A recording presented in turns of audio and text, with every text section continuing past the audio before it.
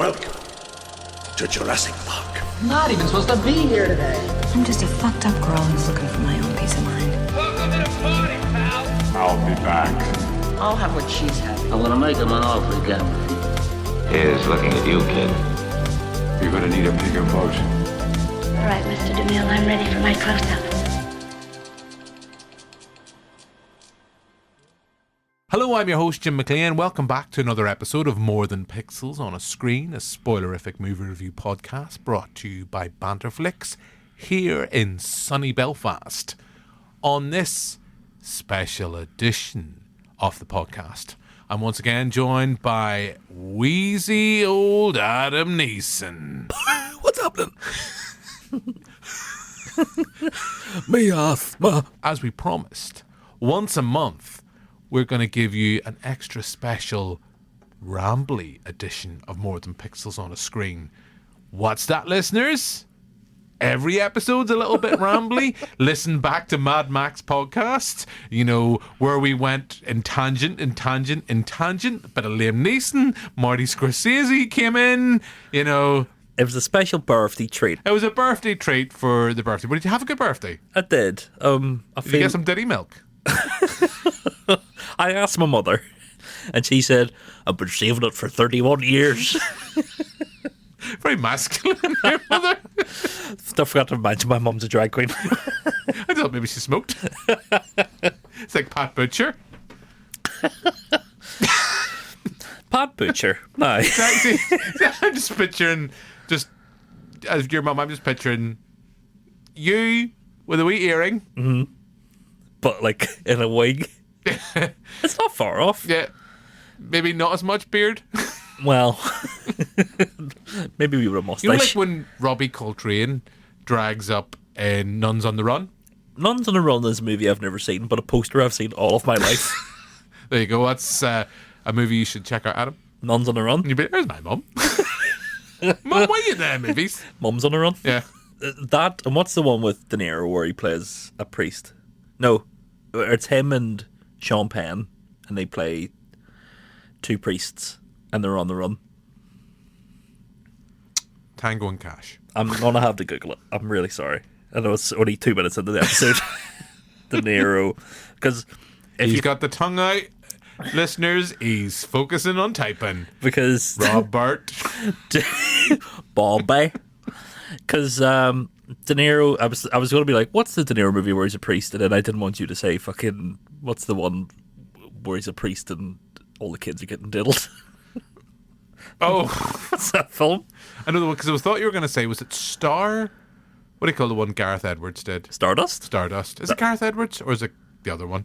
Yeah. It's other Gareth. The one that did The Hitchhiker's Guide to the Galaxy, I think. Gareth Evans? No. Fuck, this is a good podcast. We promised you rambles. It's coming. It's coming. No, it isn't. Something else you said in your birthday? Milky. Robert De Niro. This is a fucking terrible podcast so far. Right, that's not the priest film I wanted. We're No Angels. Oh, haven't seen it. Look at this poster. Oh, that's classic De Niro too. Yeah, like, is that a poster that you have seen in a video store? Like when when video stores existed? There's people going, what are these? What's this video store? Is that on Netflix? VHS? Is that a Betamax? What are these things you talk about, you fucking freak? Did you see that Extravision? That's why people. Yeah, some guys bought like shares in Extravision. Yeah, it's back. Yeah, I don't know where. Also, just in someone's car. Also, like, why? Do you know what I mean? It's nice to walk around and like look at things, but you're not going to be like, oh, there's fucking Word of Angels on tape. Let me just check the boot of the car here. See if I've got it. I was in Octopus's Garden, local vintage store the other day. Okay. In Saintfield Market. Yeah. And walked in. There was nobody behind the counter. What made you go to Saintfield Market? I've been to it a couple of times. I was exploring Coffee and Heroes, the local comic book store. I walked in. There was nobody there. It was me and my girlfriend. Smithfield, you mean? Smithfield, sorry. So I was going, why the fuck's he in Saintfield Garden? Saintfield Market?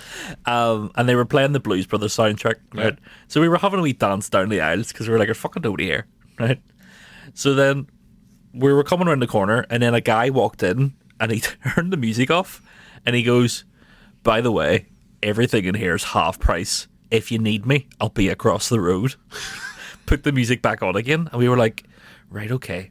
So we came out, and we thought that maybe he meant like across the hall in a different shop. Yeah. No, he meant out of the market in a fucking different shop across the way.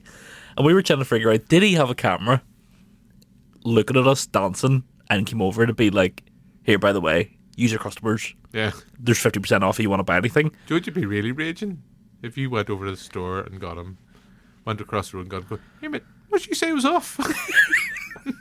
But What did you say was off in the shop there? But we could have stole anything. Yeah. Like, it was so far away that, like, How much did you steal? everything. I was like, I'll be taking this Blues Brothers soundtrack. It is my birthday after all. Hold on. Happy birthday, Adam. I'm coming. That's a movie and a soundtrack I haven't listened to in quite some time. It's one of my favourites. Just go to the Smithfield Market.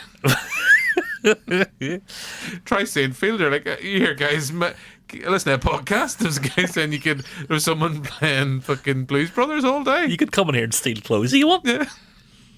Don't go to Octopus Garden and steal clothes. No. No. But also, if you want to. Just wait till he's across the road. He's 45 minutes away. But he's stealing from someone else's shop. So he steals from somebody else. He's like, I'll watch your shop for you, mate. Don't worry. Where you go for a cup of fucking, it's all selling it nicely. It kind of was one of those situations where, like, we're in Q Radio now. Yeah. Right. It's the equivalent of, like, him being in Urban Fresh. Like, it was that far away. Like, I could steal anything and not even run. Hastily walk away with it. And Dance nobody away. Just walk around the place like Joker. He comes in, I'm wearing 15 jackets. I can't be stopped. I did see in there somebody who'd give in their uniform from the Hatfield. Right. And I was like, can I just wear this? Now I work in the Hatfield. It was a really weird shop. Also 50% off. Yeah. Would have been a good deal. Yeah. Were you tempted to buy the Hatfield uniform? Well, I was tempted to steal it, to be honest with you. So, this episode, there's no set movie, because what we're going to do, we're tweaking and adjusting and making some modifications to the pod in this new format with yourself and I kind of co-hosting. But we used to do, where we talk about a movie for like, after 45 minutes of talking nonsense, we've only got 8 minutes in so far, so we're doing good. Yeah. We would then talk about a movie that was advertised in the podcast for 10 minutes, and then the rest would be what else we've watched that week. And it would be, many movies has Adam watched this week? 7. 35. We'll meet you in the middle, Jim. It was 21. So what we thought we'd do, we'll go back in each episode, we'll try and stick. People might be a bit dubious after listening to the Fury Road pod. Well, I think we did okay. Where we'll stick on the named episodes. We'll just talk about those movies, and then once a month, either at the start or the end. In this case, it's the start of the month of June. We'd look back to May and just generally chat for an hour and see what movies we'd watched, what ones we'd watched, not together, but we've both seen. Don't think we've ever actually been to the cinema together, have we? Not yet. Not yet. Didn't even take you to the cinema for your birthday. Sick. I know. Just bought you another Joker DVD. There you go. Fucking stole this down at Smithfield, mate. But, yeah. So this episode, we're just going to talk generally some of the movies we've been watching. And I know there's one person in particular that is very keen to be on this pod, and that is the lovely Claire McCulloch. When she's not dressing up as Frankenfurter and she's not stalking Tom Holland in London. Or not falling asleep during movies. Yeah, that's another thing.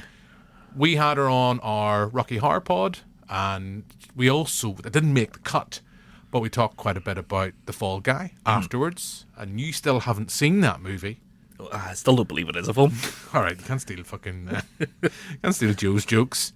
But yeah, I thought we'd kick this rambly episode of the pod off with the lovely Claire McCulloch talking about The Fall Guy.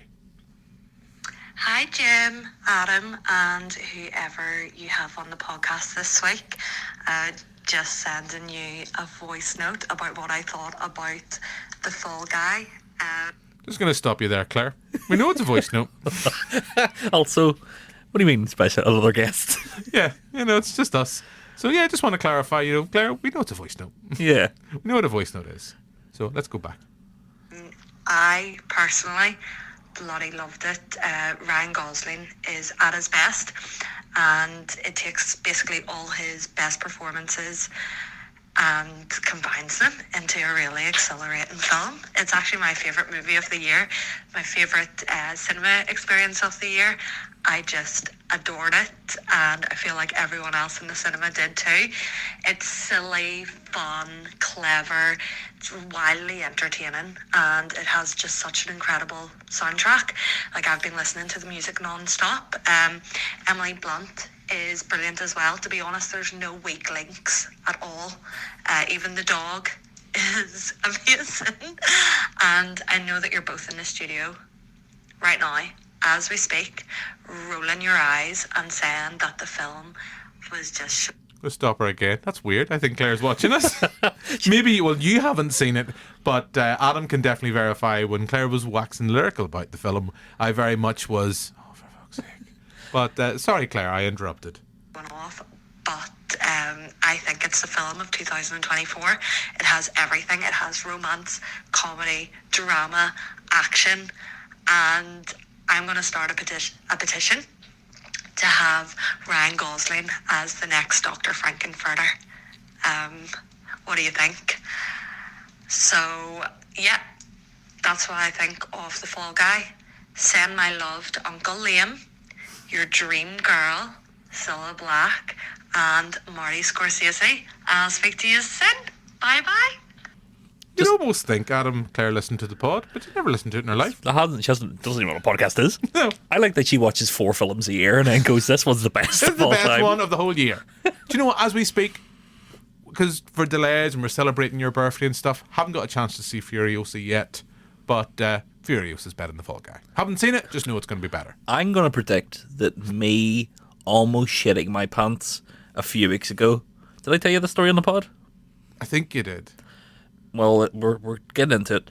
I can't remember what movie I was watching, but it was in May, so we are recapping. Yeah. I did a little fart, and I was like, "Oh, that was a bit wet," and I've Is that got. how you discovered you had food poisoning? I hate that. It's like, oh, just fart. Oh, actually, no, I've got food poisoning. And It's everywhere. I'm a big cheeked man, so I was able to keep it in between my cheeks. Until I got to the bathroom and realised that I had in Just fact walking about like Robert De Niro in The Irishman. When he's meant to be in his 20s, just fucking waddling about. I went to the bathroom and realised I'd shat myself. I'm 31. You're 32 now. Oh yeah. Is that a moment where you felt old? We've all been there. We've all shat ourselves at some point in our life. Yeah, there's I see people that fucking listen to that story and go, "That's disgusting." Stop being a fucking liar. You've all shat your pants. Everybody shat themselves. Yeah. There's stories I can't tell about my lovely wife shouting herself that she would divorce me for. There's stories where I've shot myself and I'm just like, fuck it, I'm 42. I'm just at that age. It's a slippery slope. Someone's going to be wiping my hole at some point in my life. Slippery slope indeed. And yeah, I remember a good friend of mine, Barry Laurie, telling me about how he had food poisoning. He was travelling around South America and literally just had to squat in the street and just go. There's been times when I've thought to myself, if I ever needed to, would I do that? And then I realised, You're not Paula Radcliffe. I hate when that happens. When I realise I'm not Paula Radcliffe. Happens every day. You're like, what do you call him in Quantum Leap? Just looking in the mirror. I'm still not Paula Radcliffe. Oh, fuck. This is going to be a... Strap yourself in, listeners. Will we talk about a movie? 2.5 hours. So you chat yourself Yeah. You said you were in the cinema. No, I was in bed. All right. I don't shit myself in public anymore. Do you know why I almost... You shit yourself the phone with? It's like, is that lame? Oh, fuck. I actually near shit myself watching... Do you remember Steven Soderbergh's After Effects? Yes. Some After Effects, aren't they? But I remember... Do you know that movie? Is that the one shot in the iPhone? No, that's the... fuck, I can't remember what that's called. It's that's the one with Claire Foy. But that's Yes. After Effects. I know the film you're talking about. It's a different film. After Effects is what do you call her? Catherine Zeta-Jones and Channing Tatum and Rooney Mara. I think it's shite that they're making movies based on Adobe products. After Effects. Yeah. Adobe, if you're listening, we'll take the sponsorship. Don't be taking money out of Jim's account again. Yeah. Listen to the previous pod. But I remember that movie's like based on like there's a twist at the end. And I remember fucking sitting in the cinema sweating it. Like, fuck, I'm gonna shite myself. How many nuts have you yet? Sweating. And like the credits came up and I literally went like fuck and got up and fucking pebble diced the audience toilets. Other cinemas are available. Yeah. Other cinema toilet seats can be pebble dashed. I also went and seen Solo at midnight, and do you know the bit when they get to it's the bit, you know, when fucking Han Solo's like, and Lando's in the Millennium Falcon, and he like fucks off with the Falcon. I remember seeing that in the trailer and being like, oh, it's time to go for a shite now, because I remember that joke. And got bad food poisoning from the Odeon's hot dogs. Other hot dog places are available. Nicer hot dog places are available. Yeah. There's nothing worse, as I come back to that point, there's nothing worse than when you realise I have food poisoning. Yeah. You go, that thing. Do you know what? That's extra hot. Do you know when you take a bite of something and you go, Why have I suddenly got a Kim Kardashian arse? Oh, that would be why. oh, it's Kiki Rumbus. Oh dear. Hot, hot, hot. Do you think, like, she's a big cheeked woman? Yeah. Do you think she's ever shit herself? Oh, definitely. I've always wondered that. No, I can't tell the story. That's really bad. No, wait, I've already started. Yeah. I remember going to school with this girl that was.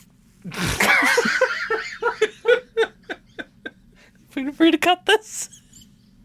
You know I'm not. It's not a story involving me, so it's like, fuck it, fair game. I remember going to school, and I'm really sorry. Hopefully she's not listening, but I'm not saying Don't any name names. her. I'm not saying any names.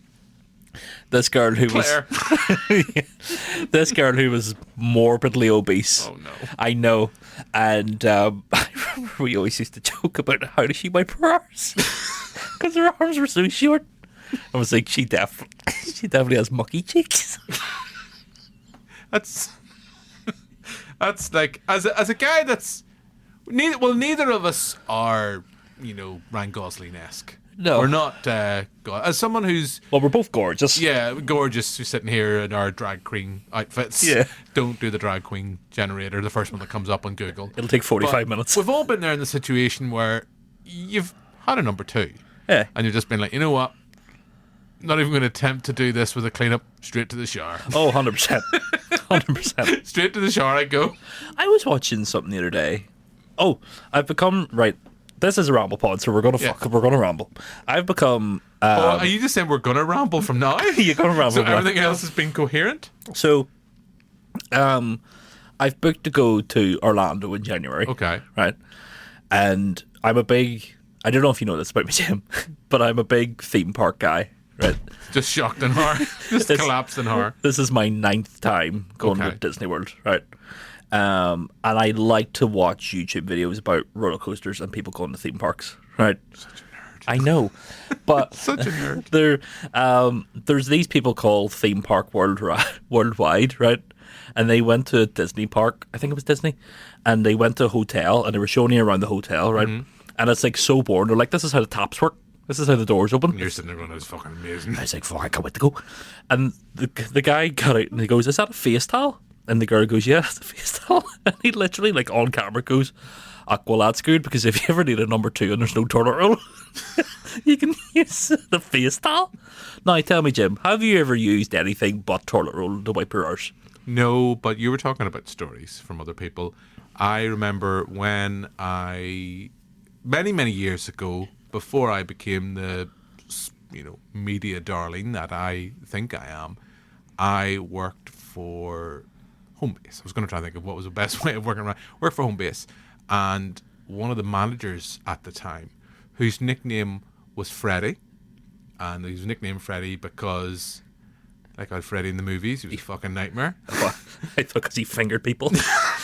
No, and he told us one day, we were all sitting up in, cause it was the kitchen department I was in.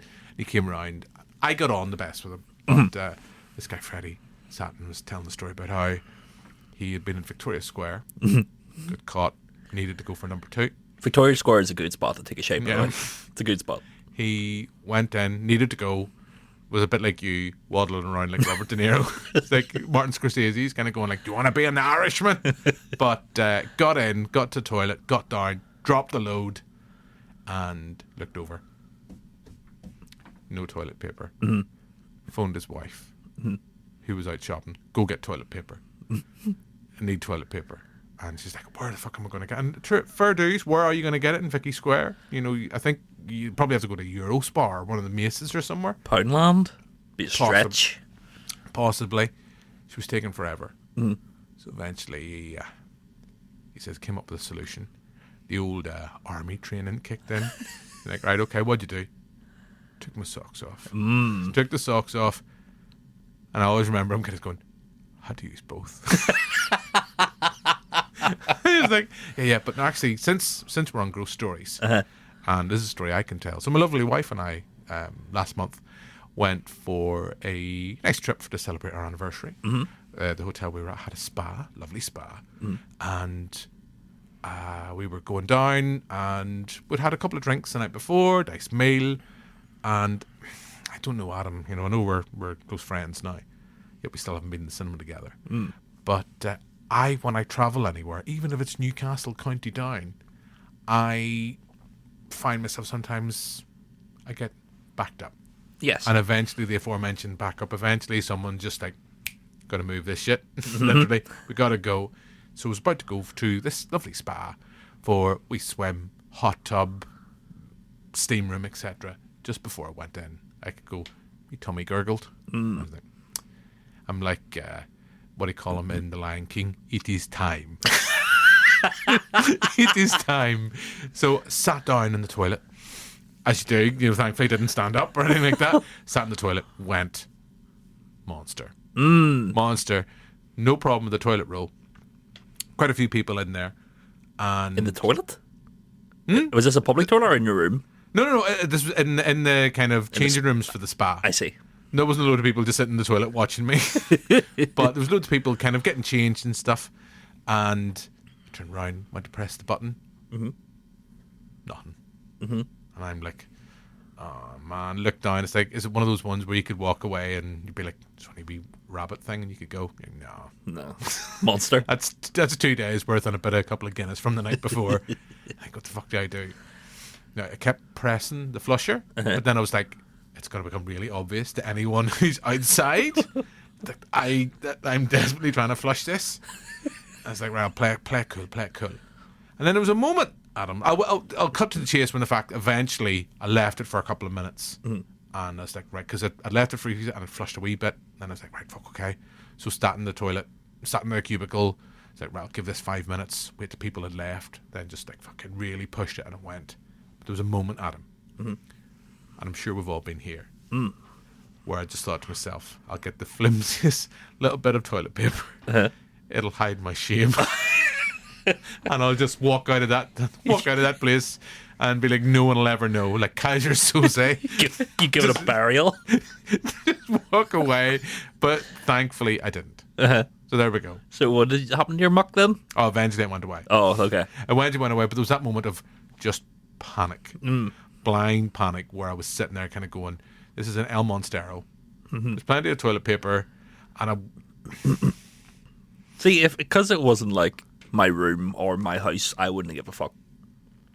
I would have been like, no, I have done job. Because I have this shame, I have shameful bowel syndrome. Okay. I do. Like, I can't normally, unless it's an extreme situation, if I go to the toilet, see if anybody else is in that in like the toilet, if I go to a public toilet and anyone else is there, like, I have to wait for like the hand dryer to go on. It's like, yeah. Like, go. And then as soon as you feel it, someone's like, stop. I've done that as well. Stop. and then you wait for it to go again. But this was the case; it had all went, and I became really self-conscious because I noticed like I was kind of pressing the flusher, and I go, "Come on, come on, start, God damn it!" And I was like, "They're gonna know there's a guy in that cubicle who's done his shite, and it won't flush." The door's rattling. Yeah. So eventually just sitting there in my shame, waiting for people to leave. There was someone having a shower. And I was like, right, maybe it was the shower. Maybe the fact the water pressure wasn't great. I don't know. And eventually, I've never been so relieved because I'd put ripped off, just set it on it. Going, there we go. No, anyone who's coming in after me, they'll not know that. They'll be like, oh, somebody's maybe blew his wee nose and just set the wee tissue because I don't mind that. Yeah. Sometimes you'll be like, oh, blow my wee nose or just something, everything, and leave a wee bit of tissue paper. Sometimes you put like a... The fact that it was sitting probably halfway up the bowl. And it's stuck. But yeah, that's my shit story. So yeah, on this movie review podcast... Can I tell you one more shit story? This is what people are here for. Right, this is the last shit. Because do the way I like in this pod. What a shit way to start June with 20 minutes of just shit chat on More Than Pixels on a Screen. This is what the people want. Is it though? Yeah, of course. Yeah. The way you always say this is like therapy. Yeah. Well, I always like that this is like therapy. So I'll tell you a personal story of mine. Okay. Right? I've shared, so now you have to share. So back in 2012. Right. Yes. John Cusack was saving the world. Great movie. Yeah. I went to Florida. I'm just a taxi driver. The floor's coming apart. I went to Florida. So as I'm tanning back to Florida from the beginning, right? And on the first night, we went to a restaurant and I got fish tacos, right? And after that meal, I immediately was like sweats, I'm going to die. And for the rest of that holiday, all I ate was salad because no matter what I ate, consumed. I immediately just had to go to the bathroom. It was like some sort of like... Here, do the way we're talking about food poisoning. Yes. Is there ever a moment in your life where you feel just so weak and as if anyone could do whatever they wanted to you? Whenever... I remember this very vividly. Actually, funny enough, I was at the Dublin Road Cinema and I don't know if it was just a coincidence. I had snuck in, so it was probably karma. I'd snuck... I'll tell you now specifically the film. Is it American Sweethearts? Who's in it? What do you call her? Smiley, Julia Roberts, Catherine Zeta-Jones. Is this about like? It's like a movie, and they're all. I think John Cusack's in it as well. Oh, I don't know. But whatever film it was, because I know you used to work.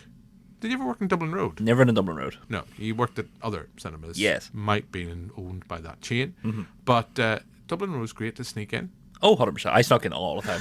You'd be like, I've just going up to the toilet here. There's toilets down there closed. Or all the toilets going, wait, go on up, son. And we snuck in to see American Sweethearts.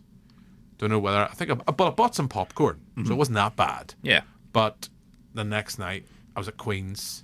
I was like, I don't feel good. And you discover you have food poisoning when you become like a human, very liquid bottle. Yeah. You're just like, fuck. But then sometimes when it can't get out from the arse quick enough, the old tummy bug goes, gotta go up as well. And I'll tell you, listeners, Adam, there's no point where I say anyone could do anything to you. See, when you're just sitting and you're shitting yourself, you have to stand in a bath. Yeah. Because you're shitting and you're boking at the same time, and it's coming out at the same time. There's never in a life when, if someone just wanted to come in, I don't know if they'd want to do anything with me, but I've never felt so vulnerable.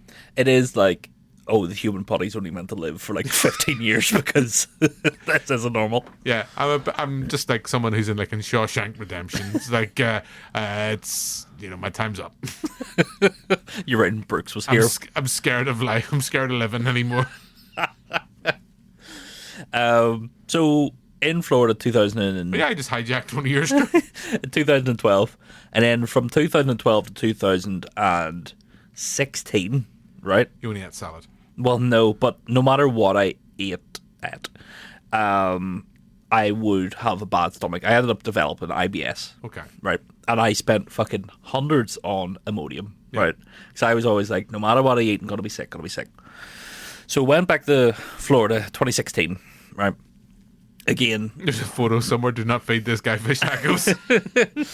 and we went to a nice bakery in the Paris section of Epcot. Okay. Right. Very la-di-da. I know. And I had this cream bun, right? Ate it. The next day, I woke up and my stomach was like a fucking, like, it looked like I'd put on 2 stone from my stomach, but it was like a brick wall. Yeah. And I was like, can't go anywhere. I don't know what's happening. Tried going to the bathroom, nothing happening. Got to about 6 o'clock in the afternoon. I was like, fuck, I'm starving. And I went with a few mates to Florida. And they were like, we're going to Burger King. What do you want? And I was like, just get me a Whopper. I was like, I can't get any more sick. I was like, if I throw it up or if I shit, what's the fucking difference? Ate it. But 20 minutes later, I was like, fuck, I need a shit, right? Now, I've told a story before to my friends. And what I described that came out of me was like a black baseball, right? But Jim, see, since 2016, I've been able to eat. It cured my IBS. So a cream bun and a Whopper. Yes. That's what Dr. Adam recommends. That's what I recommend. If you've got stomach issues and like, oh no, I can't eat greasy food, let me tell you, Adam cured it. It cured IBS. Do you know why we're talking about shit stories? Yeah. On this movie review podcast, Yeah. and we're talking about Dublin Road. Yeah. We're talking here about food poisoning, but the opposite, constipation. As I said, I have had bowel issues over the years, and there was a time. We're still working at home base at the time, and home base is where that saga ended. I think 12 days. Of constipation? 12 days of constipation and trying to take Imodium in that sense where it gives you the retching or that you want to go. You're just like, I can't do it, Captain. She can't take her no more. And that went on for 12 days till eventually, I can't remember what film we went to go see, but movie house, downstairs cinemas, I had what can only be described as the most orgasmic shite of my life. And I'm not gonna, it's no word of a lie. It touched the cheeks. Hell yeah. It touched my cheeks. And I just remember coming out to my lovely wife, just wanted to dance. I literally wanted to do like Joker. I wanted to be like Joaquin Phoenix. Da, da, da, da. Because it was just, there's no better. Like food poisoning, worst feeling in the world. See, when you've had constipation for like 12 days. It was like the greatest film. Do you remember when Dublin Road closed down? And I was like, put your Dublin Road memories on Facebook. I had a great shite there once. Brilliant shite. Brilliant. But and then do you know what it was? Actually, I think we went to see the film. And then it came out. And it was like Jiminy Cricket. Wait, there's more.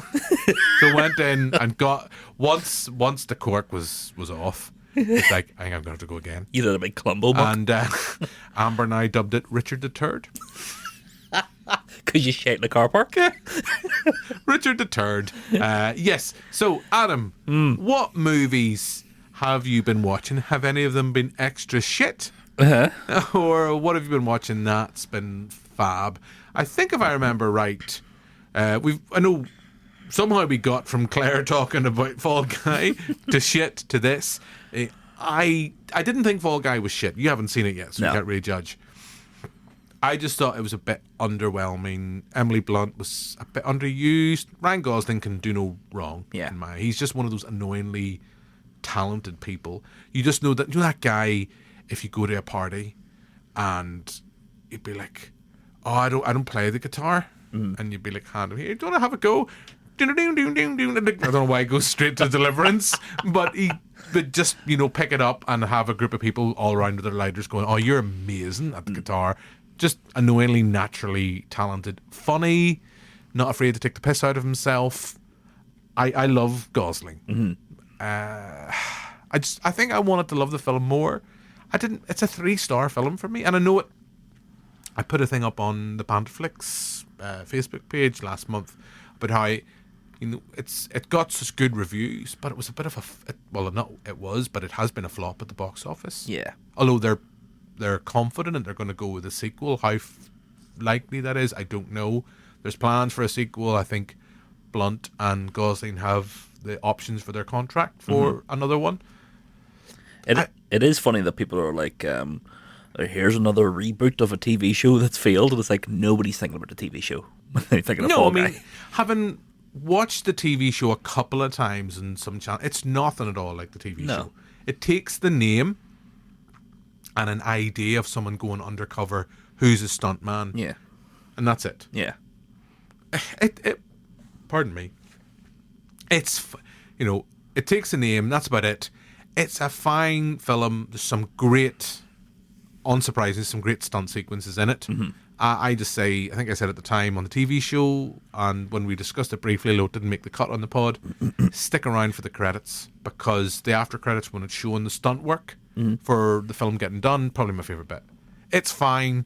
I wouldn't say, like Claire, it's my film of the year or anything like that. It's a 3-star recommendation for me. So that's one of the films I've seen in May. And I know a film we both have seen, or we didn't go see together, was Kingdom of the Planet of the Apes. yes, I thought, okay, it was fine. yeah. I thought it was good. I personally preferred the last trilogy, or the last three, and I think although it left a lot of time between when was War of the Planet of the Apes? 2017 Yeah, was it War or was it Dawn? War. War. It left enough time in the timeline to go from that to, was it back to 68? Yeah. With Charlton Heston's. So they'd left themselves space because, these films make money, and they were like, obviously we could carry this on if we want. With the death of Caesar, sorry, spoiler, in War of the Planet of the Apes, to where we get now, I just, it felt like a film that existed because the box office permitted it or allowed it. The numbers all added up, but visually stunning. I think you enjoyed it more. You enjoyed it more than I did. You enjoyed it more than War of the Planet of the Apes, because you found them a little bit. Those monkeys in War of the Planet of the Apes were a bit depressing, but the monkeys here were a wee bit more fun. I think, And we're getting closer to 68 because, Yeah. without going into spoiler too much, there's a clear nod to Heston's film in the closing moments of Kingdom of the Planet of the Apes. once it gets past all of the weird fucking Falcon stuff, Yeah. like I was like, oh yeah, it gets pretty good. And like with the Proxima Caesar character, I thought all of that was great. But yeah, then at the end, the way it leaves off, it was like, I kind of wish this was the second act rather than it being the final moments. But if they're going to make it a trilogy, they said they want to make 9 of these, and they clearly make fucking loads of money. So It's like fair enough. Ghostbusters. Ghostbusters will make money at the box office. Whether the film's good, bad, or indifferent, people will go see it. Yeah, and it's luckily with Planet of the Apes, all of them have been at least good. Yeah, I mean, there is quality control there, and I love that idea. I mean, I love the original 68, the 68 version, not so much the Tim Burton one, or Tim Burton one, I should say. Tim Burton never directed one. I think the Tim Burton one's a really flawed film, and kind of does a bit of retconning and changing and very Burton-y things. And there's other stuff that's just weird in that film, particularly with Helena Bonham Carter, but we'll not talk about that. And I've always loved the concept and that world, so it's always got my money. Yeah, I'm kind of like, it's nice to be back in that world. I just wish I liked the film a little bit more. yeah, it is. Good for a soft reboot, which of a series doesn't really need rebooted, but like they weren't like. It's a soft reboot / continuation. Yeah, It's basically accepting Caesar is dead, long live Caesar, let's move on now, and we've got different characters. I thought it was fine. I quite liked that last trilogy, and I felt like that trilogy fed in well in its own right yeah, to the Heston movie, but now clearly, because producers are like, well, we need to spoon feed everything to everybody. Clearly the plan, I think I said this on the TV show, or maybe just off air, it's like, well, what we'll do, we'll take us closer to the Planet of the Apes. These movies still keep making money, let's just remake the original. yeah, and I think I said on the show or on the Or podcast. in theory, I mean, you could even, sorry, I know I'm talking, you could say, well, we're not remaking it. All that stuff from the 68 movie is still happening, but it's in a different place, because it is the Planet of the Apes after all. Yeah, it's Planet of the Apes is such a it relies on its famous twist that are they just going to build up to that again? Because it doesn't make any sense if they do. Yeah. And even, there's probably fans of this that never watched the original. Yeah. So if you're like, oh, there's a man from space, like, who's going to give a fuck? Do you know what I mean? It doesn't really make a difference to this. Because I think it's only really referenced the spacecraft, and I forget the name of the spacecraft from the original movie. It's mentioned briefly in Rise of the Planet of the Apes, as in it's taken off, and it's quite clever. It's done in the background, and it's like, I think it's on the TV screen or stuff like that. It's not even done in that annoying kind of reference. It's done quite clever. Yeah, I think, and I think of those three films, that original series, I think Rise of the Planet of the Apes, it does get criminally overlooked. It's not directed by Matt Reeves, I know, and everyone just likes it because a monkey stands up to Draco Malfoy. yeah. No. I like Dawn because it has old King of the Cucks Jason Clarke in it. Yeah. Man get cocked in every movie. Yeah. I watched in May, and this is a wee tie into our sister show of from Crime Screen to I can never say it. I was actually last month I was talking to students about this, and I was like, yeah, more than pixels on a screen. Gazette, no problem every time. It's like, it's crime screen to, no, that's not right. Crime scene, yeah, to movie screen. Yeah, that's it. Yeah, I can never, sorry, Joe and Tress. And I picked the name. Crime scene to Crime screen. scene to movie screen. I watched Bernie. Yeah. Because I listened to the Which pod. they reviewed, yeah. I thought Jack Black was fantastic in that film. I love when you get a Jack Black performance that's been, he's not just allowed to go off and like, let's just cover Britney Spears songs. It's like, I think Richard Linklater gets him because some of the best Jack Black performances, like School of Rock and Bernie, are Richard Linklater Phillips. Richard Linklater is a guy I'd like to cover in the future on this pod. Because his filmography is quite interesting, and I love Dazed and Confused. But Bernie, not a story I had heard of before. I had seen the movie advertised when it came out, obviously, and the trailer made it look sillier than it actually is. And it's actually an interesting movie because it takes a humorous twist on what is actually quite a tragic story. Yeah. Which I think is actually quite smart, and Joe and Therese do a good job of covering the actual crime on their episode. But Jack Black I thought was just fantastic in it, and it is funny. Joe was sending me photoshops of Matthew McConaughey's character because in real life he doesn't look like Matthew McConaughey. Joe was sending me funny photoshops of that guy, but in Matthew McConaughey movies. After that, I watched Venom. I was in my parents' house and my nephew was there, and I was like, I want to watch a movie, but I don't want to watch Paw Patrol. And you don't want to think. I don't want to think, yeah. So I put on Venom, and he looked at it and went, is that Spider-Man? And I went, no. And he went, don't want to watch it. After that, I know we're doing a bit of like, we can relax and talk about movies, but I'm not going to sit and talk about Venom. You're just like, let's move on. Let's move on from that. I watched Love Lies Bleeding. Which I'm busting to see. I missed it when I was at the QFT. Waiting to see when it comes out in VOD. Because I tried to sell it to my lovely wife, and she's like, nah. I even tried to say, it's got your girl from Twilight. Nah. She eats a lot of box in it. I love Rose Glass. Saint Maud is one of my favourite films of the last decade. I think it's fantastic. And this movie is a great follow-up.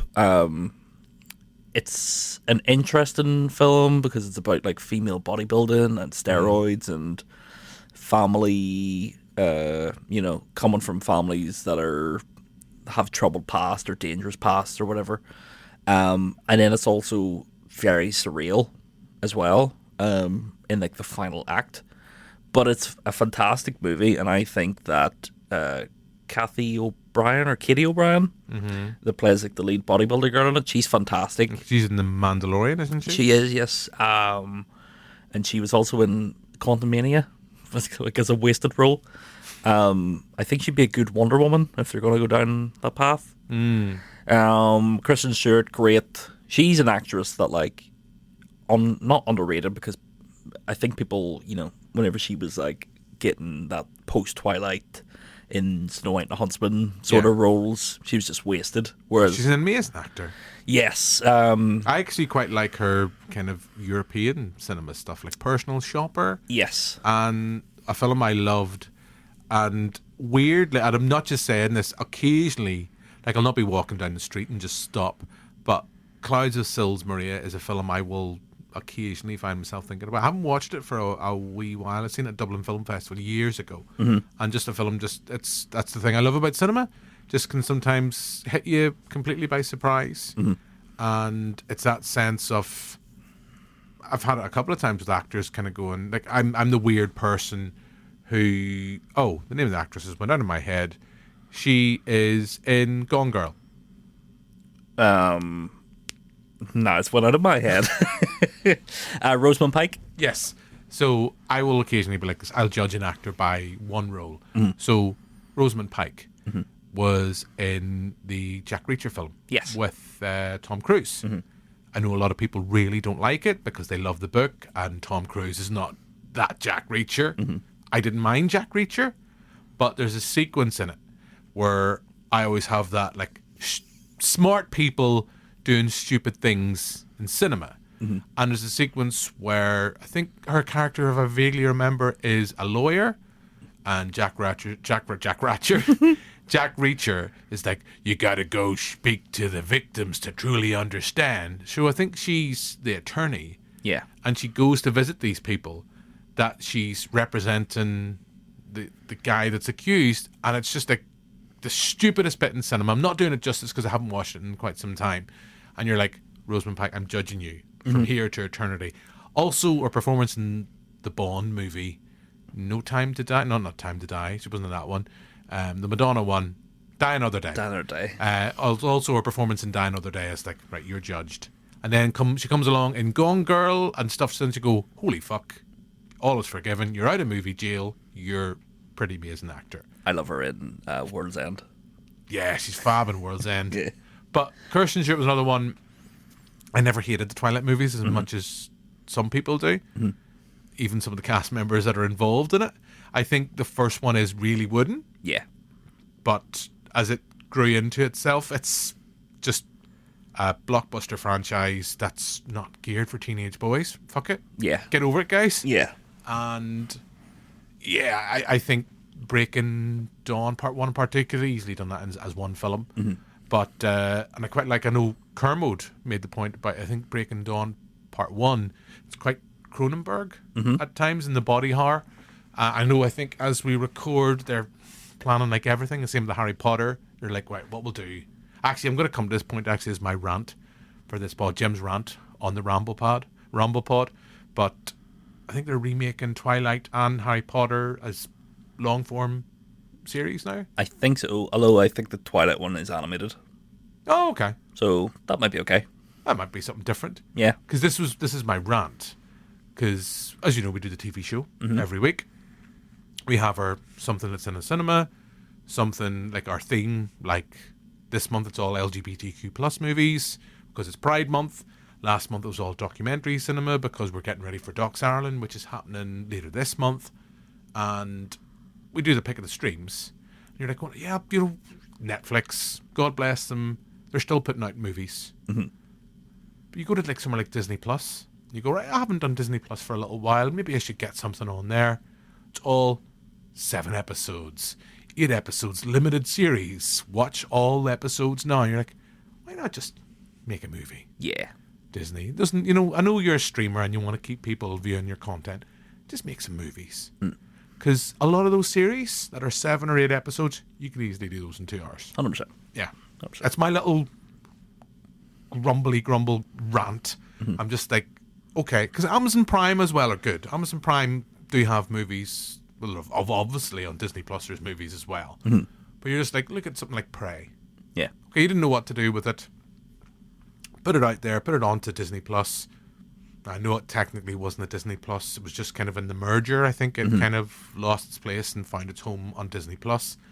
But just make some new movies and put them up there. Yeah. There's obviously stuff like the Marvel TV shows that you could have easily compressed into a movie. Like, there's no reason for, like, Miss Marvel to be a TV show. Yeah. Like, there was no reason for that. Loki, maybe, you know, kind of worked as a TV show, but Secret Invasion, did anybody watch? If that was an hour and a half movie, people would have been like, all right, it didn't really work, but people would have seen it.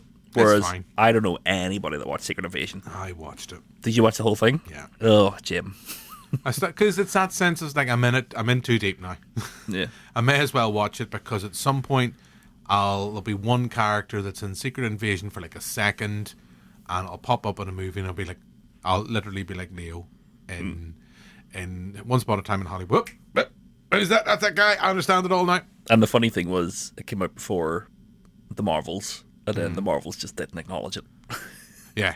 Which was like, why did I? I think the only thing I remember from Secret Invasion really is the whole controversy about the intro. It was all created by AI, and it looks terrible. And then, what do you call her? Fucking from Game of Thrones. Yes. Amelia Clarke. Yes. Her character just returning to her home planet like Poochie. Because she was too powerful. Yeah. Now let me talk, since we're talking superheroes. And we know you've watched Venom. Mrs. Webb. Oh. A movie that we started this podcast with at the start of the year. Yeah. And I think I said on that show that it's probably going to be the worst movie of the year. Oh. So I seen The Strangers Chapter 1. Now, I like The Strangers, the first one. I think it's a fine movie. The Strangers, the second one, Pray at Night, I think is fabulous. I think there's some really great imagery in there, really great moments. There's lots of Stephen King imagery, like Christine, that they take a lot from. And it really used the premise of the first movie and expanded it out. Yeah. Not going to say it's a masterpiece, but for me... I think, if I remember right, Therese, the lovely Therese, who does the crime screen to movie... No, they got it wrong. The lovely Therese, who does crime scene to movie... No, I got it right, actually. The lovely Therese, who does crime scene to movie screen. Yay! I know she's a big fan of The Strangers. Yes. But Therese, don't go see Chapter 1, because... Might be too late. It's literally the first movie again, but worse. And they've made it into 3... So is it a bit like the Cabin Fever remake? It's a bit like the Psycho remake. Like, shot for shot. Yeah, in the same way like Cabin Fever. Oh, Cabin Fever, yeah. I never watched the Cabin Fever remake, because Cabin Fever, the original, is... Ooh. You don't like Cabin Fever? I like it bits, but it's such a, like... It was off its time movie. So when you watch it now, it's a bit like, all right. I still think it's one of Eli Roth's better films. Well, that's not a fucking hard thing to beat. But this, the actor that plays the man in it, again, like I was talking about Doctor Who last week, people are like making fun of him in a scene, and he's literally just not reacting to anything. He gets stabbed at one point and he doesn't react, right? It was just really hard. Or and this movie... He was worried he might shit himself, so he's like, if I flinch here, it's all going to come out. The Shaders Part 1. Shite's going to hit the fan. Why did you use my toilet? Of course I did. This is Chapter 1, and there's going to be a Chapter 2 and a Chapter 3 coming out later this year and early next year. So they're all made, essentially? They're all made, yeah. And spoilers for the end of this movie. It's not a big spoiler. It says to be continued at the end, right? And there was a smicky guy kind of like walking down the steps. Listeners, it was Adam. Walking down the steps as the movie was ending. Because he was, you could tell he was just like, fuck this, you know, like, I'm getting up. And he was walking down the steps, but slowly watching it just to see if anything happened. And like, listeners, I'm 100% certain this was Adam. It came up on screen to be continued, and he literally loudly went, oh, fuck off. I love people like that. But, yeah, it is just the same film again, but worse. And it's baffling why this was even made. Like I said on my letterbox, like, I will see part 2 because it can't get any worse. Like, but you're encouraging them then to make part 3. Well, they've made part 3. That's what it is, mate. You're encouraging them to make part 4 by going to see, like, oh, well, fuck it, I've seen 1, may as well see 2. And you know what? While I'm at it, may as well see 3. The only thing that I would approve of this movie is that it cost... I know. Approve, Adam. Is that it cost $8 million to make. So it cost fuck all. So, it made its money back, no sweat. Yeah. Which, for a studio horror, sweet. But again, where did that 8 million go? Because literally the script was just the same as the first one, but worse. So I came home and watched a good movie. A little anime movie by Satoshi Kon. Because I enjoyed Perfect Blue. A few weeks ago we talked about it. I watched Paprika. Never seen it. Never seen it. Very much inspired Nolan to make Inception. Okay. It's a lot about dreams. I remember on the podcast a few months ago someone writing on Facebook if we could talk about Studio Ghibli movies, and I am making my way through them. So I think that was Dr. Caroline North. Dr. Caroline, I'm on it. You might also have to watch them. Yeah, I quite happily watch the Ghibli movies. They're all on Netflix, aren't they? They are, yes. I think apart from the latest one, The Boy Heron and the and- Swan. Yeah, the Boy and the Heron. Boy and the Heron. A movie I still haven't seen. Region. Paprika, really, really good. A lot of it I sat through being like, I know what the fuck's happening, but I was enjoying what I was watching. You're like Homer Simpson when he's watching Twin Peaks. Brilliant, brilliant. I have no idea what's going on. But yeah, it's on Netflix as well. Paprika. Okay. Give it a whirl. Then I watched Tokyo Drifter. Have you seen Tokyo Drifter? No, I know the name though. I think I'm thinking of the Fast and Furious movie though, and I don't think it's that. It's a 1966 Japanese movie. Okay. Where the lead character sings his own theme song multiple times. I'm in. And it's very much like I wrote on my letterbox, like an Asian James Bond, but not in a racist way, like Sean Connery was. Yeah, we don't talk about that. You only live twice. Um, It's funny. Just to interject, because you mentioned Netflix. Like the only thing I can think I've watched on the streaming service, because this is my mumble grumble that I come back to. It's like sometimes I don't want to watch. We started to watch Fallout with my lovely wife and I, because everyone was like, "You've got to watch Fallout." Oh, have you watched Fallout yet? So we started watching it, and it's good. I have to say, I'm not going to say I'm not enjoying it. yeah. We also, after completing it, we started watching Clarkson's Farm for some reason. But actually, we'll come back to movies rambly. When I was looking for a movie on Disney Plus, what the fuck I ended up watching, but come back in a second. But on Netflix, watched the Jerry Seinfeld Unfrosted. Yes. You know what? I feel like I need to get up on my letterbox, but I just haven't been arsed. It made me want to have a Pop-Tart. Yeah. And I probably had more fun eating the aforementioned Pop-Tart than watching the movie. And I was genuinely disappointed because we talked on the TV show a couple of weeks ago when you were on with Francis Ford Coppola and his new film, which I can't say the title, which is... Megatropolis. Yes. Not Zootropolis. And it's a passion project he's wanted to make. It's got divisive reviews. There's a whole thing now about how they're going to tour it, because there's a certain sequence in the movie. How is that going to work? Like at home viewing, how is that going to work on maybe on a festival circuit? It might work. Just to point out, it's Adam Driver talks to someone in the audience, Yeah. live, but like it's recorded dialogue. Yeah. I always think it'd be funny if they had to get like a City World member of staff to come in during that, be like, "What's happening, Mr. Driver?" Get that Smicky guy in. Shade. Get him in. But that's a passion project he's wanted to make for years. This movie about the origin, a kind of pseudo origin story for the Pop-Tart, it's just all over the place. And I love weird, absurdist comedy. I love Airplane. I love Naked Gun. Listen back to previous podcast. And this is just, have you seen Unfrosted? Yeah, and I laughed a few times, I'll not lie. But do you not feel like going, I love Jerry Seinfeld. I love like comedians in cars getting coffee, just for the simple concept. It's comedians in cars. What are they getting? Getting coffee. And it's just them chatting. Some of the episodes work, some of the episodes don't work. And it's easy watching, a bit like Clarkson's Farm, which I mentioned. It's kind of something you can sit down and just kind of clear your head and put it on and just be like, okay, that's enjoyable. I think the comedians in car episodes are quite short. They're about 20 minutes. Yeah. And I love Seinfeld, though that's maybe more down to Larry Sanders. Not Larry Sanders. David. I'm thinking the Larry Sanders show. I think that's more down to Larry David. But obviously Seinfeld's involved in the writing as well. But I just thought the talent that was there. And I know that some people don't like Amy Schumer. I know that some people don't like Melissa McCarthy. I know there's people don't like Jerry Seinfeld. I just thought it was just, yeah, I had a couple of laughs. Some of the sillier moments I laughed at.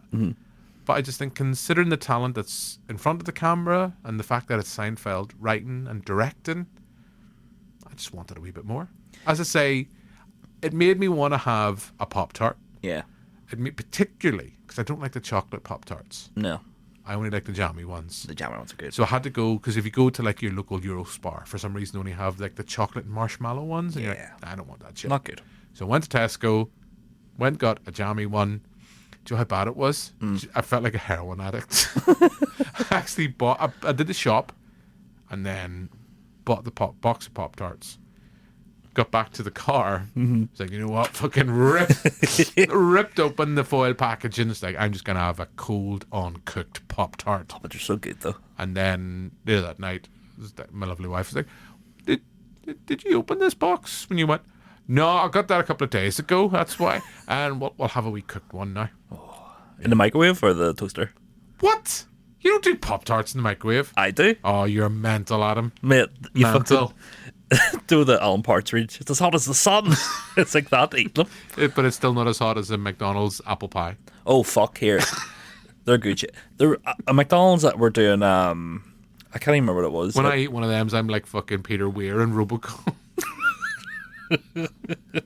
Does it hurt? McDonald's were doing like red velvet pies recently. Mate, they were fucking sensational. It's the batter though. I know. It tastes like chips. It's like, no. My mum used to be, well, not my mum's still here, but she used to be obsessed about the apple pies. Can somebody that listens that works at McDonald's let us know of when someone orders an apple pie, do they go, oh, for fuck's sake? Because it takes ages. Yeah. I don't know why. Because obviously people don't order them, like they don't have them ready to go. Yeah. Obviously. But like, it seems like one of those things when it's like, oh, fucking 2 Happy Meals and an apple pie. They're like, fuck's sake.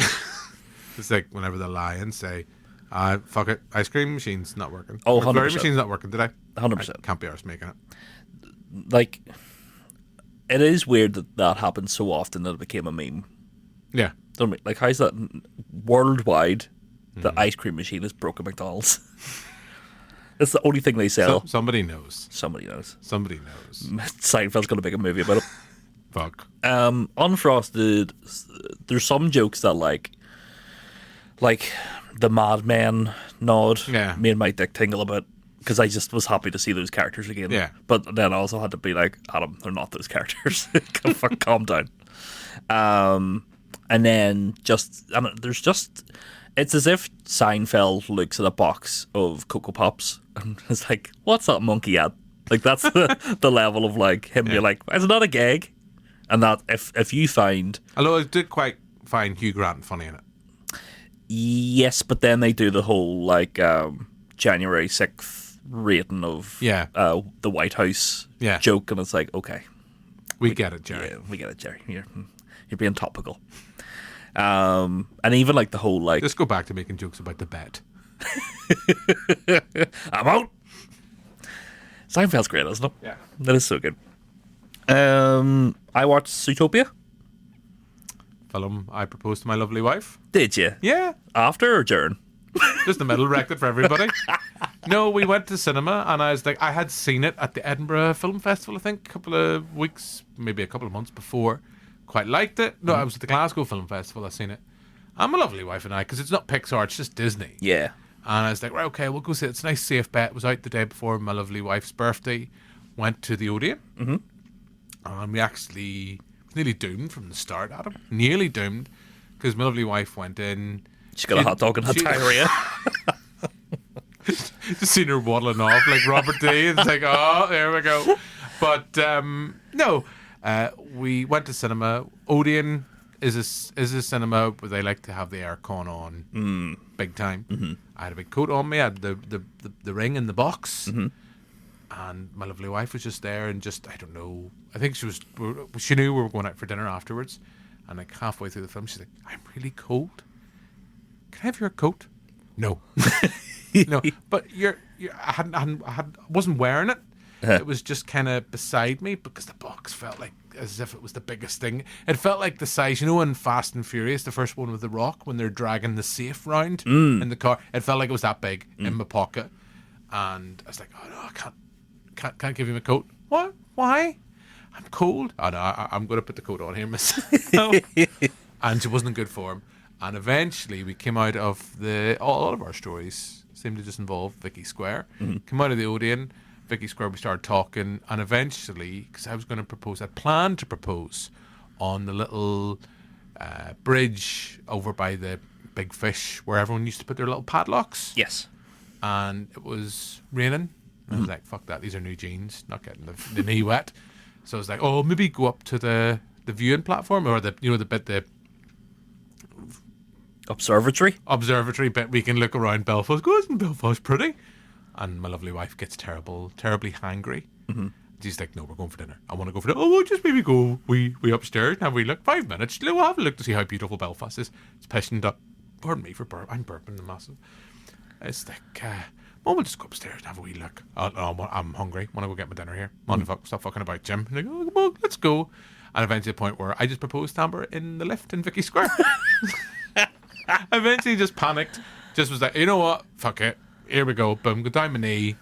And after 15 minutes of her laughing, like we're in the car, she's on the phone. Jim just proposed. Yeah, it was in the lift. Oh, it was hilarious. And I was like, there comes a point where you have to say yes or no. She kind of turned to me. She's like, well, yes, obviously. So, oh, brilliant, thanks.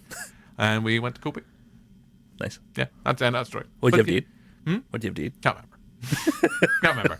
But I like Zootopia. It's Zootopia. Yeah, because I think it's one of those films that's got a name in America and it's got a name here. It's Zootropolis in America and Zootopia over here.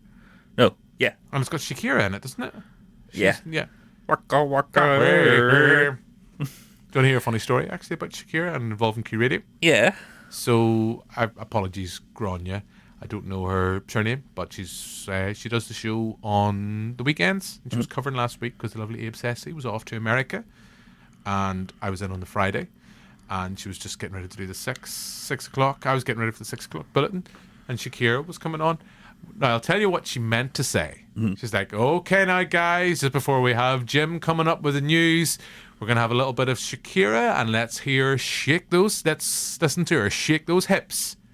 And what do you think Grania said? Did she say, shake those tits? Yes. And do you know when you're sitting, like we are now, in a studio, and you're like, did I hear that right? You know when someone says something they shouldn't have? You're like, did I hear that right? And I kind of, because in the screen, we will be recording Q Radio, but we're not in the main studio. And I kind of turned round and looked at her, and I just seen her with her mouth covered going, and I was like, looking at her. I can't really do it audibly, but I'm like, I'll do like an impression of, if you can imagine the face. Just picture Tim the Toolman Taylor. And she looked at me going, and then literally just grabbed her tits. And it's like, and you're like, yeah. So yeah, I'll Shakira and those shaky tits. Shaky tits. Yes. So yes, yeah, good film. It's a good film. The film I watched... Jason Bateman at his best. Yeah, he's actually quite good in it. I watched it when it first came out, and I think... I did a Claire McCulloch and fell asleep during it.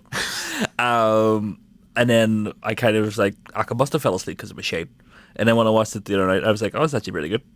Of course, I watched it, Jim, because I was watching videos of Disney Shanghai that have their own Zootopia area. So you're like, I'll maybe go there someday. Write that down. Because you're talking about Disney Plus. So earlier on, I was on my little rant about anything I wanted to go on, because I was looking for Disney Plus, because we try to rotate the streamers on the picking the stream section of the TV shows. Like, right, there must be a new movie on Disney Plus.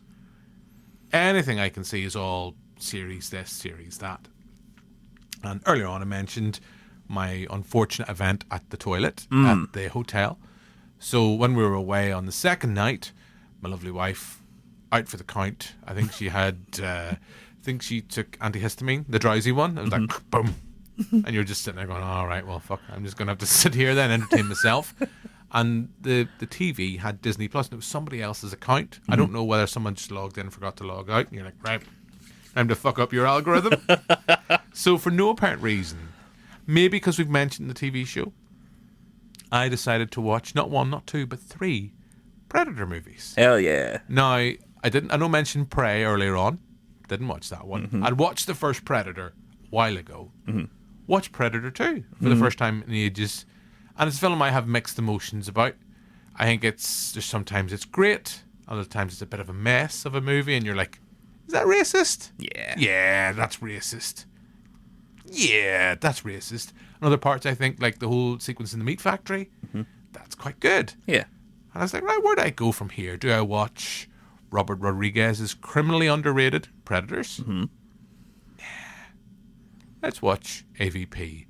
And just while we're at it, let's just watch AVP Requiem and sit there going, what? What's going on? And do you know what weird thing is? I was watching AVP Requiem at the first 20 minutes and going, this film's not as bad as I remember it is. And then it just gets shite. It just gets shite and boring. Yeah. And that's the worst thing. I think I've always said this. A bad film's a bad film. A good film's a good film. Great film's a great film. There's nothing worse. If a film annoyed me, it's had an emotional response of some sort, or I've been offended by something, or something's annoyed me about it. I've had a response. If I've loved it, great. See, if I'm sitting there going, I am bored shitless, that is the worst indictment, I think, for a film.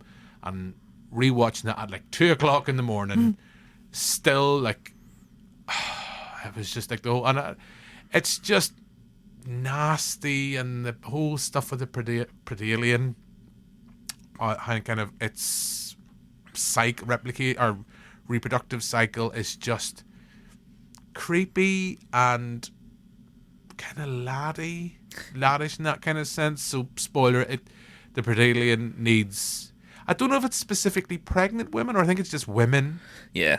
And it's just icky and kind of goes against the whole idea of what the first Alien film's all about, kind of that male rape aesthetic. And yeah. It kind of just feels like 2 like 35-year-old virgins being like, isn't this class? Like, no. Apologies to all the 35-year-old virgins. Yeah. That listen. But hey, in 5 years' time, you can star in your own remake of the 40-year-old virgin. And that's, everybody loves those. Yeah. Of course, Robert Rodriguez's Predators stars Fallout's Wally Gugas. Morton Goggins to the normal people, but Wally Gugas is the name I've given him. Yeah. That's that is a movie that is fantastic, but also got fucked over by its trailer. Because as we... Oh, don't you fucking pull in this thread, because this will get me really annoyed again. I know, but as we talked about before, it's like that... Trailers lie. That trailer where it was like all of the Predator lasers on Yeah. Adrian Brody, you were like, this is going to be class. And then in the movie, it's one laser, and you're like, okay, cool. And it's not even a Predator, if I remember right. No. It's just all mad as a hatter, Lawrence Fishburne. Big fishy boy. And he just kind of walks, anytime. And then doesn't he just blow up? I think so. And then It's he been a blows while. up, and then the Predator's like, are there? There he is. Um, Here we are now, all the lads. it is weird, though, that, like, Robert Rodriguez made that movie and set up a sequel, and then they didn't follow up on that sequel, and then Robert Rodriguez went, well, fuck, is I going to just make shite movies from now on? That's what I'm going to do. I never watched his reboot of Spy Kids. No, neither did I. That just seems like a movie that doesn't exist. No. I quite like Spy Kids. Oh, yeah. And there's 2 and then there's 3 is the one with Sly. That's Yeah. the baddie. Yeah. It's in 3D, isn't it? Spy Yeah. Kids 3D. Yeah. And Alan Cummings at the start is like, when I put my glasses on, you put your glasses on. I love Spy Kids 3D, not gonna lie. I quite like Robert Rodriguez's back catalogue. He's not a bad director. He isn't a bad director. Not a bad director, but yeah, I think Predators is kind of criminally overlooked, and then not even I could bring myself, even as kind of like, this is how much I hate the Predator. I was like, you know what? I'll watch Alien vs. Predator Requiem before. I think the Predator is such a piece of shite. It is. Cinema. It really is. And it was one of those things you go, this is going to be amazing. Shane Black doing a Predator movie. He was in the first one. Yeah. And isn't it written by Fred Decker as well? yeah. You're like, how did you two do this as a bet? Like, did you just fuck this up on purpose as a bit? Because there's no way anybody that was on set was like, this is class. No. Sterling K. Brown's good at it. Yeah. I'll say that much. I watched a movie that came out this year called Leroy, Texas. Okay. It kind of went straight to VOD, but it stars John Magaro,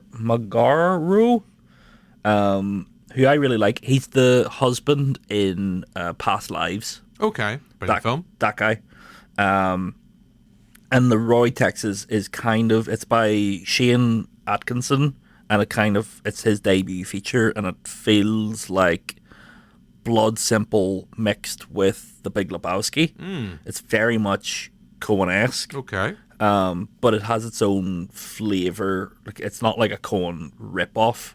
The premise is that the main character is called Ray.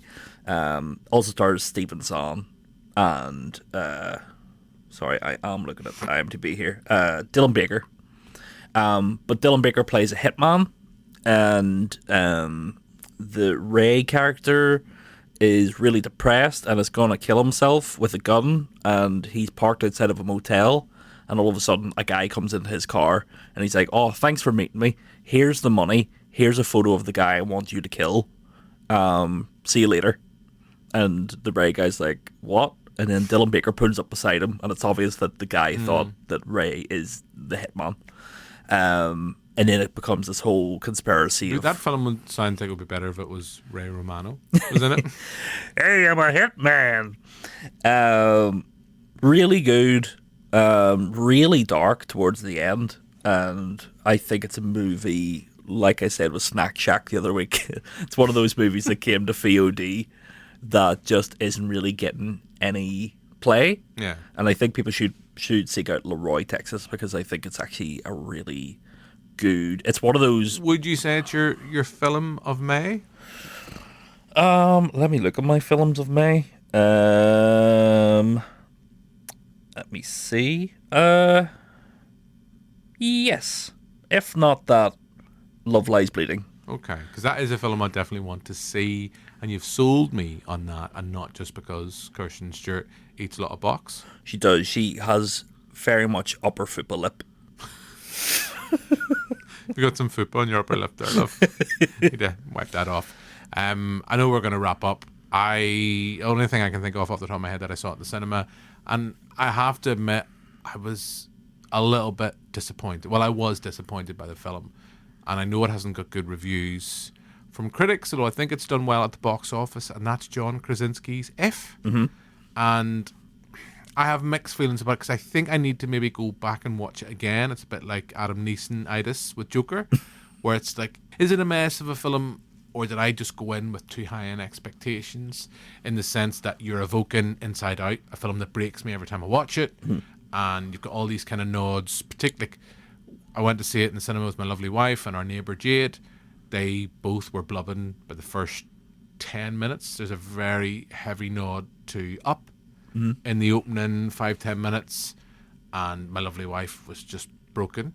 And then near the end of the film, there are sequences, and I know both Joe and Dr. Nicole, when they were on the TV show a couple of weeks ago, found it quite manipulative, in the sense it's like you've got that score by Michael Giacchino? Giacchino?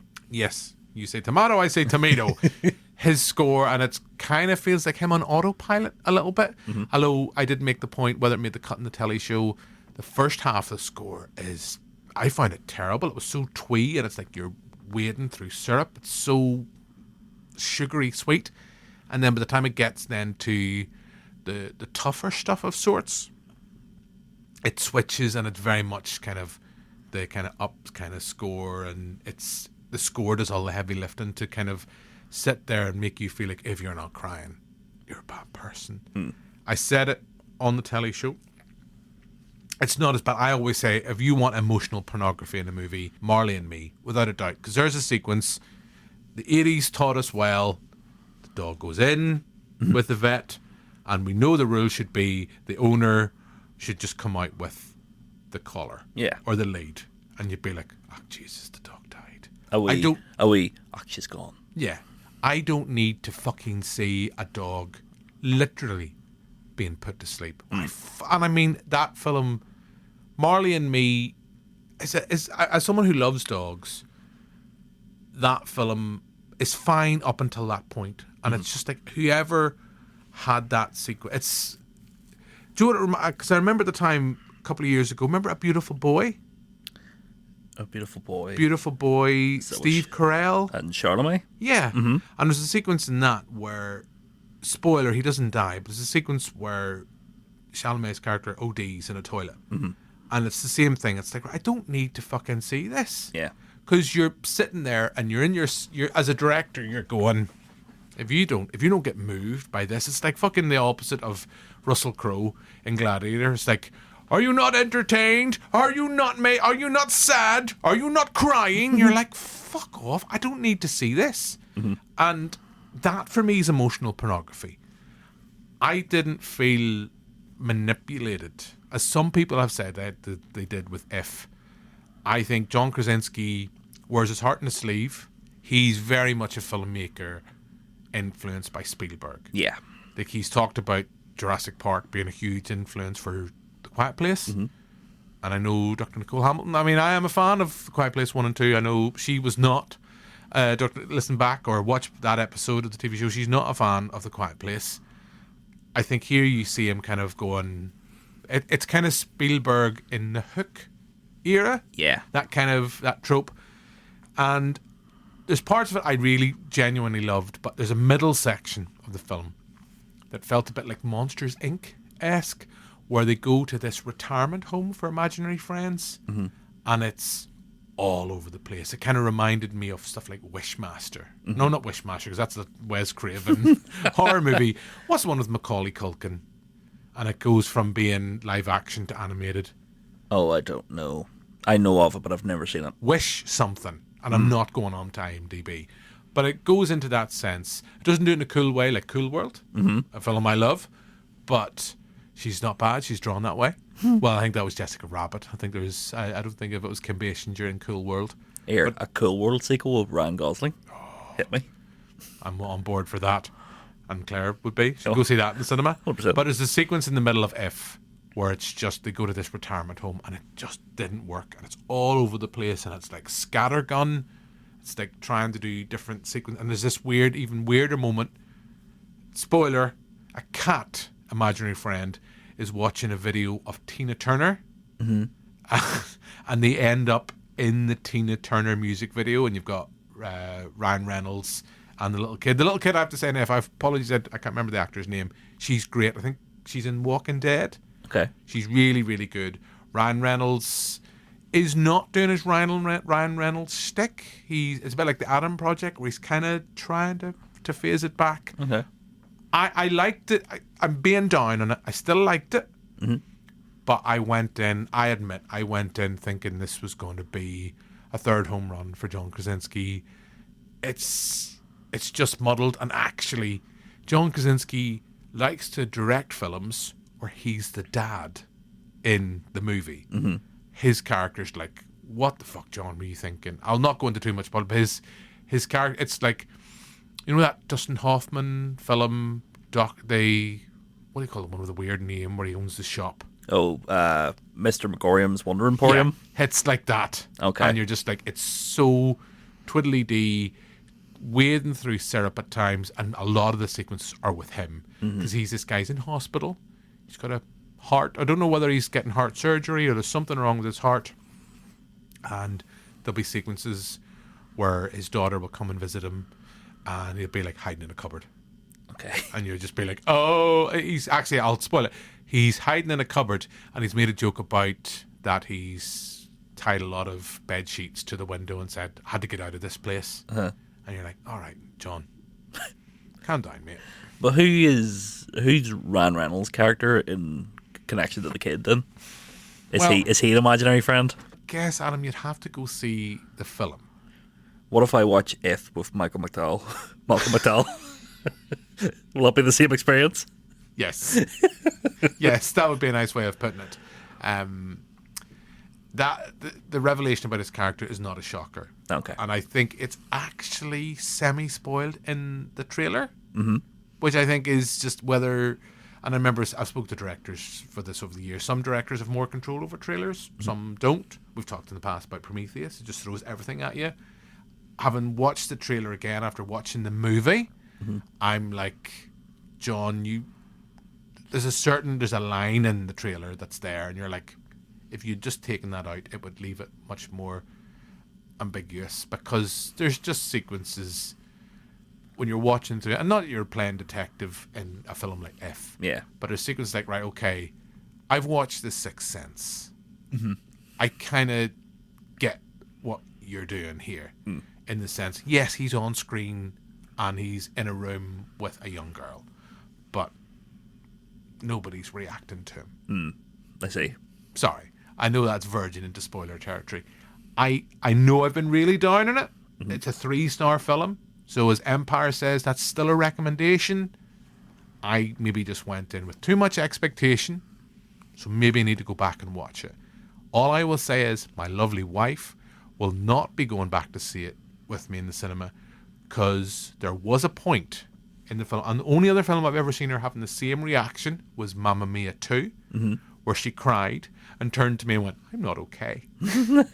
Where that film, if people believe they're being manipulated into the response by the time the film reaches its finale, if my lovely wife was manipulated into that response, she still thoroughly enjoyed the film. Yeah.